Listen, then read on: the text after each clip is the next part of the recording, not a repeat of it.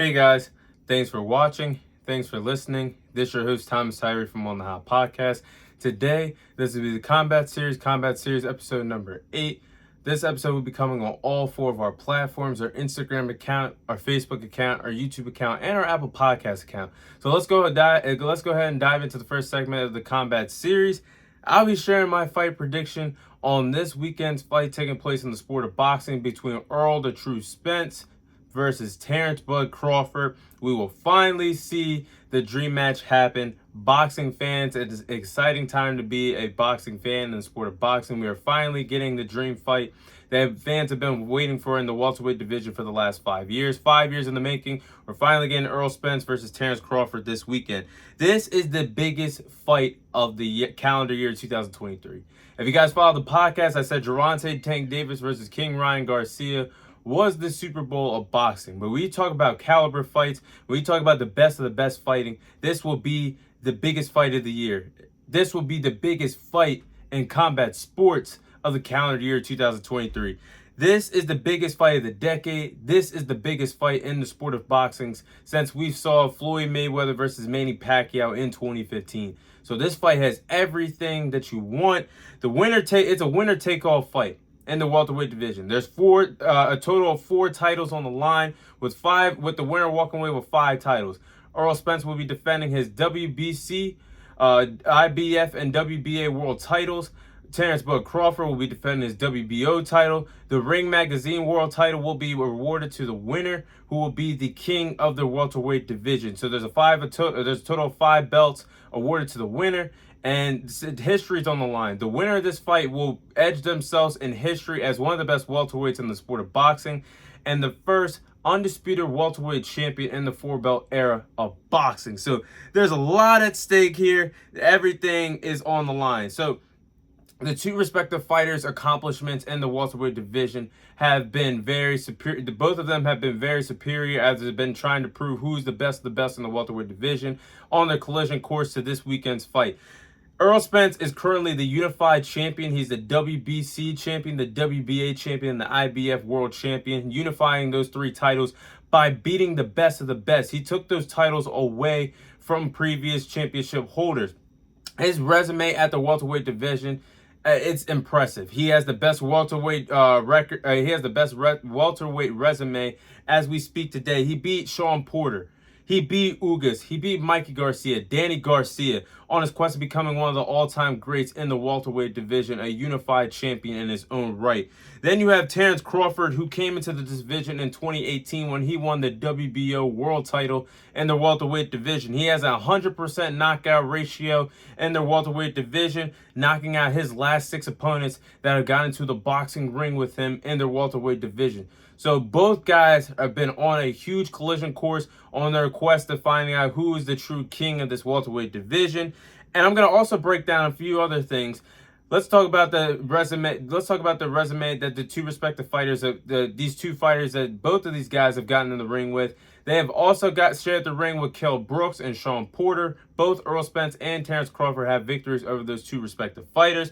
When you look back at the time that Errol Spence beat Kell Brooks, he went over to the pond in UK in a hostile territory, fought Kell Brooks, and this was a Kell Brooks that was in the prime of his career, trying to rebuild himself after climbing up to the 160-pound division when he lost to Triple G.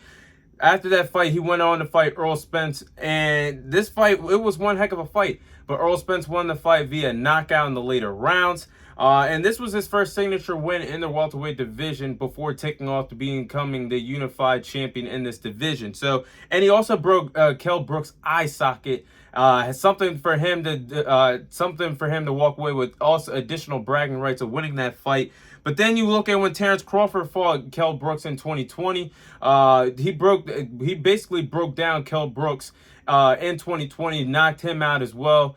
So, and then you have Errol Spence, who beat Sean Porter in a close fight in 2019. Now, this is my argument for Errol Spence's sake. There's 2 arguments here, which I'm going to get to Terrance Crawford's side in a moment. But Errol Spence beat a prime Sean Porter in the prime of his career when he was the reigning defending WBC champion in the welterweight division. He was in the prime of his career, and Errol Spence beat him at his own game. He beat him in the clinch. He beat him in the inside. He outboxed him. He outworked him and sent him to the canvas in that round, winning that fight by majority decision. Split decision. Then fast forward to 2021, which would be Sean Porter's final fight. Errol Spence and Sean Porter got it on in the ring, and Terrance Crawford knocked out Sean Porter, which sent him to the retirement. But this is my argument to this. Yes, a lot of people could say Terrance Crawford did something that Errol Spence didn't do, and that's knock out Sean Porter. Sean Porter, when he got in the ring in 2021, he was out of the prime of his career.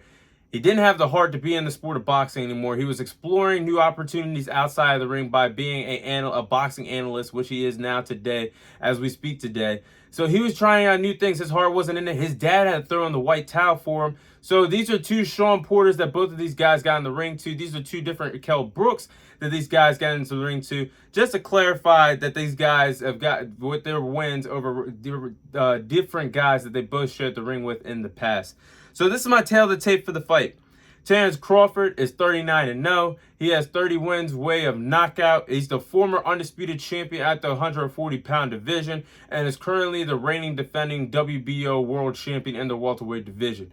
Then you look at Errol Spence. He's 28-0. He has 22 knockouts to his resume and is the unified world champion, welterweight world champion in this division. So looking at the tail of the tape, the height advantage goes to Errol Spence, but the reach advantage goes to Terrance Crawford. So this is going to be a very interesting fight when you talk about two flavors, two guys that have different height and reach advantages. You talk about guys that have vicious knockout power. This is something that you want to see and you don't want to miss in the sport of boxing. Let's talk about the keys of victory for Terrance Crawford. He wants to walk away the new welterweight king of this division. This is the game plan that I have set for Terrance Crawford to follow in order to beat Errol Spence Saturday night. He's going to have to use his he's going to have to use his speed and use his quick hands. Terrance Crawford is the faster fighter between him and Errol Spence. He should use his quickness during this fight to get away from Errol Spence, avoid his power, come into him with some great speedy combinations to catch Errol Spence off his game and second guess what he wants to do next throughout the rounds of this fight. Second game plan. He has to play chess with Errol Spence and be an effective counterpuncher. Terrance Crawford is one of the most effective counterpunchers in the sport of boxing today. He's one of the best at it. And Spence will be looking to deliver some big-time shots against Terrance Crawford. Terrance Crawford can make him pay if he gets hit with some punches punches coming into him. He can meet Errol Spence before the punch gets to him and meet him with a counter punch. One of the best in the game. He's got to play chess with Errol Spence Saturday night. And then finally, be alert defensively. Terrance Crawford has to be alert defensively. This is the most dangerous guy that he's ever gotten into the boxing ring with when you talk about a guy that has it all the way around. But Errol Spence has some dangerous power, and he's going to have to avoid that. He's going to have to be alert defensively from round one all the way until the end of the fight. He's going to have to be alert trying to get away from Errol Spence. I think that's going to be a pivotal game plan for Terrance Crawford. Those are my game plans for Terrance Crawford if he wants to be successful Saturday night. Then my keys of victory for Errol Spence. He has to control the fight. This is going to be something that you're going to have to put your foot on the gas pedal on from round 1 to round 12 because you cannot afford to fall deep into the judges' scorecards and rely on a knockout victory. Errol Spence is going to have to bring it from the table from the get-go. He's going to have to control the fight, control the tempo of this fight for 12 rounds. And he's going to have to make Terrance Crawford feel uncomfortable because we know Derrick James has been training Errol Spence for anything that Terrance Crawford's going to have to bring. I want Errol Spence to bring in different stances, an orthodox stand or a southpaw stand. He could go into 2 different stances. He's going to have to bring everything he can, and he's going to have to control this fight in so many different ways. Game plan number 2. He's going to have to use power. I just said a few moments ago, Terrance Crawford is the faster fighter, but Errol Spence is the more stronger fighter, and he possesses more power than Terrance Crawford. Spence is bigger.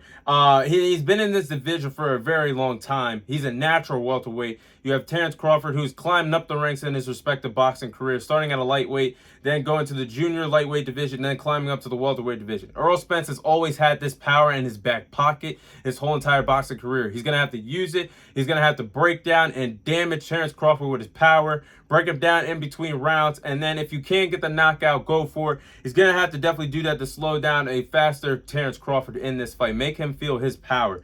And then the final game plan, he's going to have to walk down Terrance Crawford. I think it's going to be pivotal for Errol Spence to walk him down. He's the bigger fighter between the two.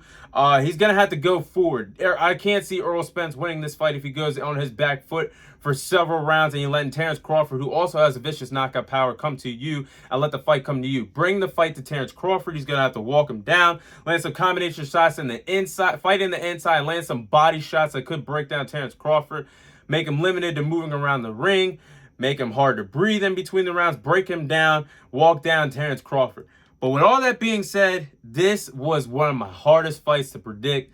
This was hard breaking down the film, watching countless fights of the previous fights that these both respective fighters had. But with everything I said, I am going with Errol Spence Jr. to win this fight by majority decision, become the new undisputed welterweight champion in the welterweight division. Errol Spence has weathered the storm, beating the best competition at the welterweight division. I just named his resume: Sean Porter, Ugas, Mikey Garcia, Danny Garcia. He's been collecting straps. He's been the belt collector of the welterweight division. He just has one more quest, one more ladder to climb, one more championship to collect, and the last boss in the welterweight division is Terrance Crawford. I do believe that his storybook ride in the welterweight division continues this weekend with a victory over Terrance Crawford by majority decision. But I do believe the reason why I am picking Errol Spence is I do believe that he is going to weather the storm. He is going to take a lot of massive hits from Terrance Crawford.